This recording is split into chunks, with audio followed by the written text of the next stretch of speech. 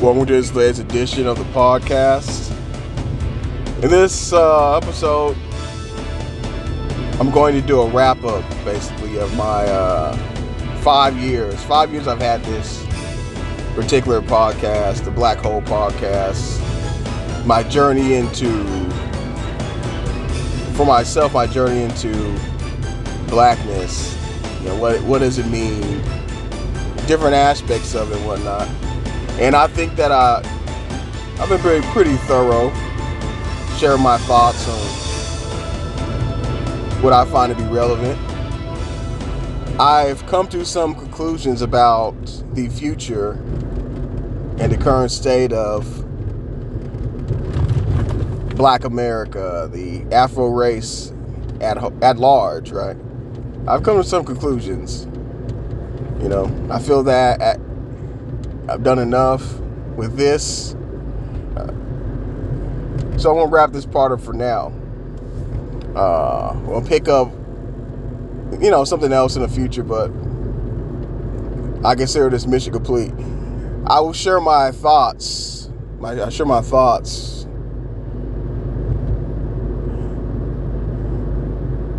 It's been a journey. It took some turns I didn't expect at first.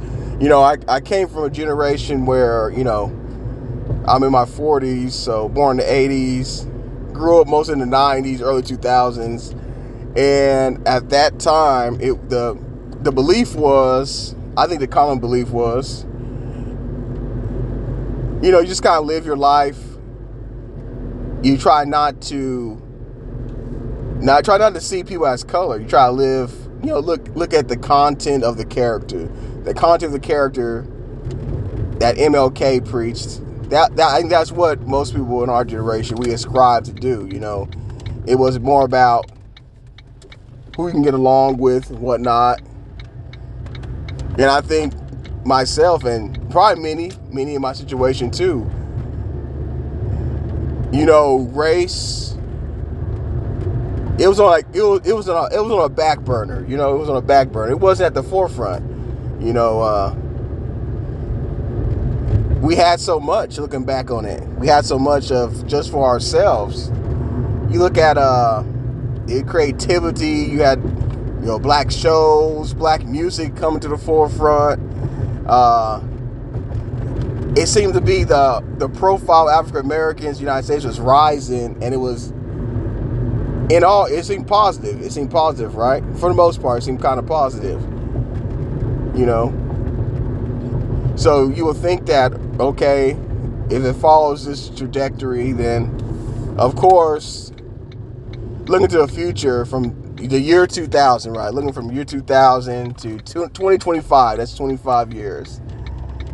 You would expect things to be better, things to have improved greatly for African Americans.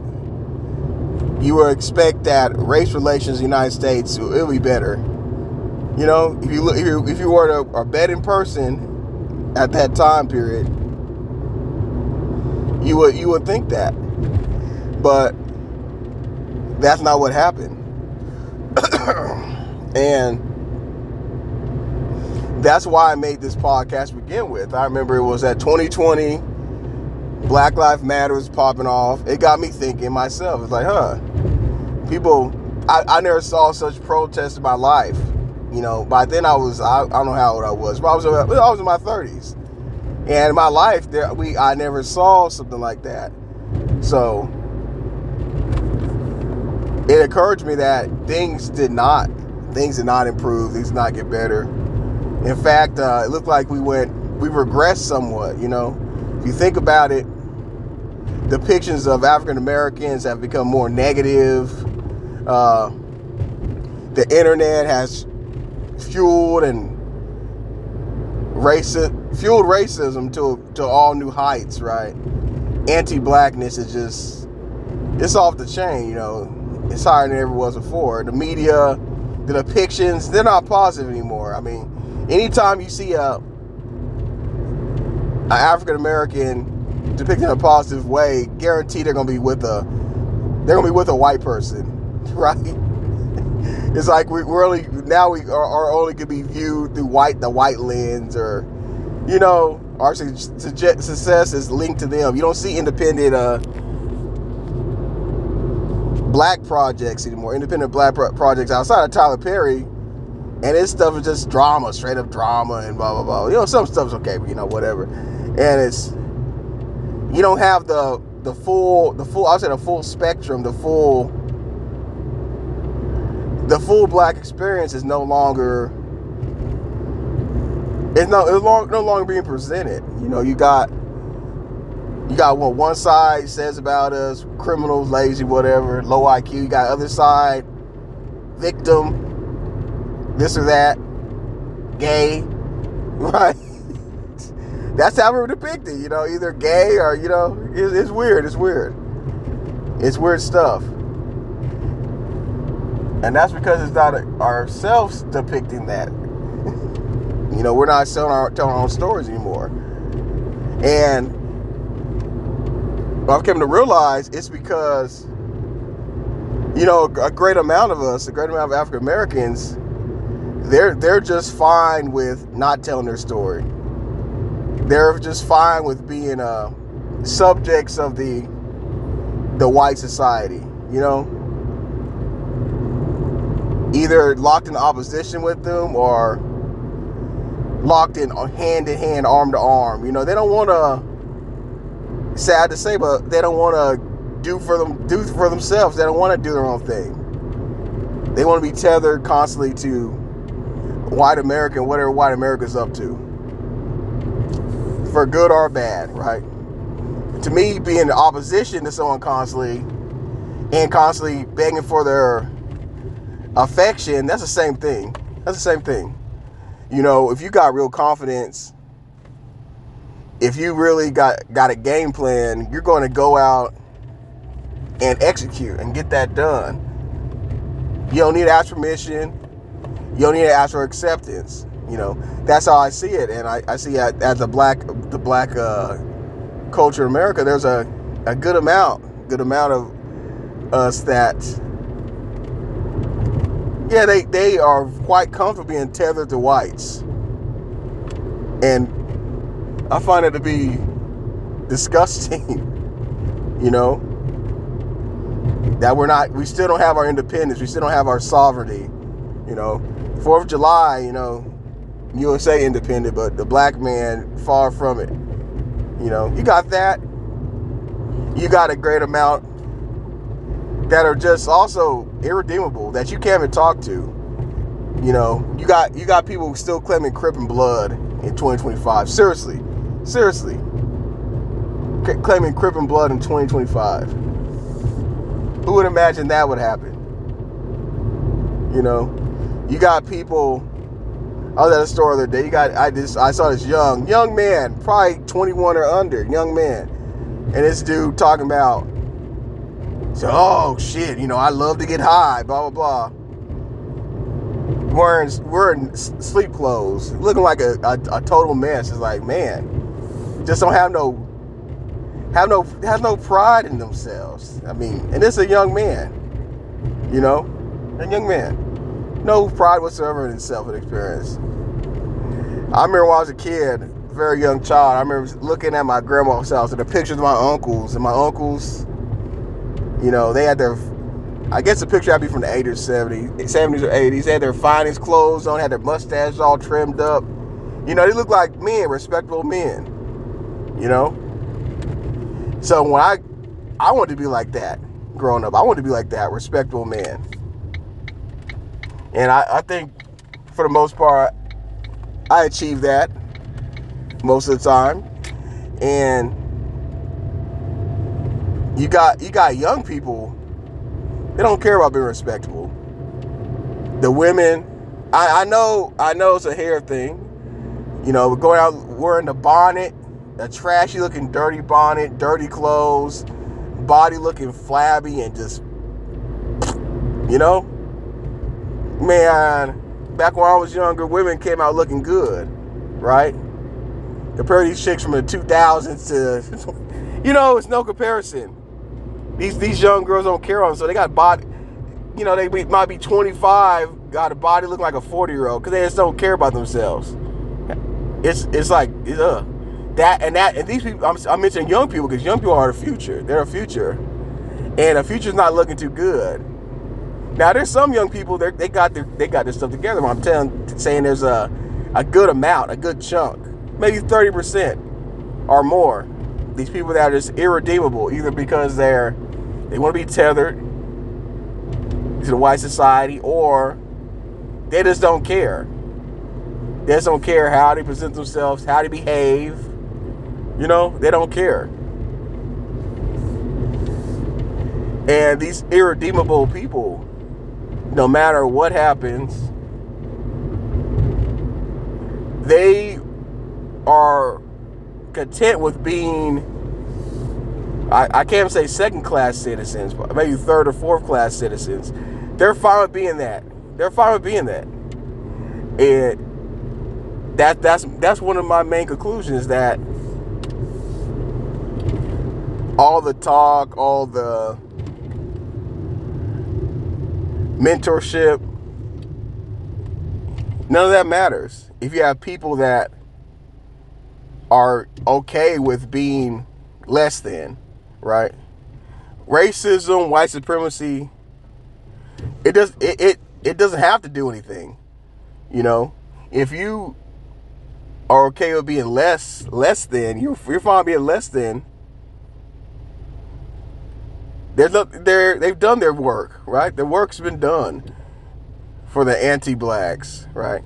It's to a point now, given this trajectory, it's going to come to a point where blacks will become irrelevant. And not because of some grand plan, some scheme from the outside. It's because so many African Americans will be comfortable being irrelevant. You got people, they want to come against Africans. Africans want to make wisecracks about African Americans, right? FBA, non-FBA people making cracks back and forth to each other. It's like that, and meanwhile, the continent of Africa, which it seemed to be growing, going the right direction. Like Nigeria's power grid's still falling off. They still, Congo and all the other countries rich in resources, they're still getting plundered by the outsiders. It's like they still haven't got their stuff together. Their best and brightest of the continent of Africa still have to go to other places to try to get ahead, because due to the corruption at home, and nothing gets done about it. Just wisecracks, just insults, but nothing gets done because a great majority, I won't just say African American, I'll say of the Afro race currently on Earth, including African Americans, Caribbeans, Haitians, Continentals, Africans, they are okay with not even the status quo. They're okay with taking less. Right? They don't want to win. They ain't trying to win in life. Irredeemable. That doesn't bode well for the future. My prediction is this. Now I don't consider myself the FBA because I don't define myself by blackness or Americanness. I don't do that because I think blackness got put on us. I'm a student of history, so I know that we had culture. We existed long before the United States was a thing. We existed long before we was on American soil. And and we came from Africa. I think the DNA don't lie. Even the DNA, just fucking look, right? Where are the black people at? They're in Africa. Well, that we're put two and two together, right? That's where we came from. So I don't agree with that we're native here. FBA is a thing that it's useless to me. I believe in the Afro race, and you can join you can be whatever tribe you want to be in. And I think that might be a way forward, actually. So may not agree with the FBA, some of them, the things they do, things they say, and they're trying to differentiate. I don't agree with that, but making these new tribes, I do agree with. I consider that a new tribe, and just like we had tribes back on the continent, right? Our ancestors did. We making new tribes now in the United States. The next step is for these tribes actually, okay, is action, implementation of something. A good example. Now you'll be an old tribe act technically if you think about it. The Nation of Islam, perfect example. A society within a society. The Hebrew Israelites, all those guys. I don't agree with none of them on most stuff, but I do see that that's a way to save some people, right? If any differentiating has to take place, it has to take place within separating the irredeemable from the ones that they want better. They want to win. You know, for some of us, we're at the end of our rope. We're at the end of the rope. We're like no step back. You know, like what the Soviets did back in the day. They were getting beat so bad in the World War that they had to get to a point where they say, "Hey, no step back. If you try to retreat, we're gonna pop you ourselves." You know, some of us are to that point. You know, and more like-minded people need to come together. Now, we all got different ideologies, religious belief, and so on. So there's no one path for everybody. I don't think there's no one path that's gonna work, but you gotta separate two things: the irredeemable from the ones that want to move forward. Right? These ones that want to move forward on a path, even if it's going to disagree with me or someone else. Just move forward on your path, and look for like-minded people, and implement things. Implement things in your day-to-day life. Not just hashtags. Not just comment section crap. That's all. Implement your day-to-day life. Form a community, form a tribe with your like-minded people. That's the only way we survive. Because this is a battle for existence. Right? Things continue this way, given technology, given everything else, they're going to figure out a way. Trust me, they're going to figure out a way to get rid of us. Right? If we are weak, we can be disposed of. And I don't care whether you're in Mozambique, Detroit, down there in Guyana, wherever you're at. You got the blood of the Afro race in you. You know, the majority of the world, yeah, they are quite intent on you being at the bottom of the totem pole, right? Weak man gets wiped out. That's how it works in reality. Eventually, if they can figure out how to do it, they're going to do it. Somebody will, one way or another. And to persevere, we gotta form new tribes, right? We gotta be serious about how we're living. Gotta be serious about the movements we make, our actions. We gotta be serious about that. Because we don't have the luxury of everybody. We're not the same like everybody else. We don't got the luxury of everybody else. We can't just go about our day, not think about our actions, not think about how we treat each other, not think about how we treat our families, not think about how we treat ourselves. Because we're the ones, like I said, this is a battle for existence here. We continue down this road, being disorganized, infighting, not valuing ourselves, thinking less of ourselves, accepting the crumbs. Guarantee you, within a few generations, we're gone. So, one way or another, we're gone. So, think about that as you listen to this. Think about your future.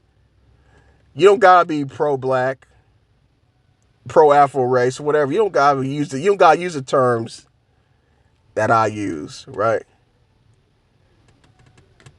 But you just invest in yourself, Focus on yourself. Focus on your family. Focus on the people around you that care about you. Focus on the people that you agree with, like-minded.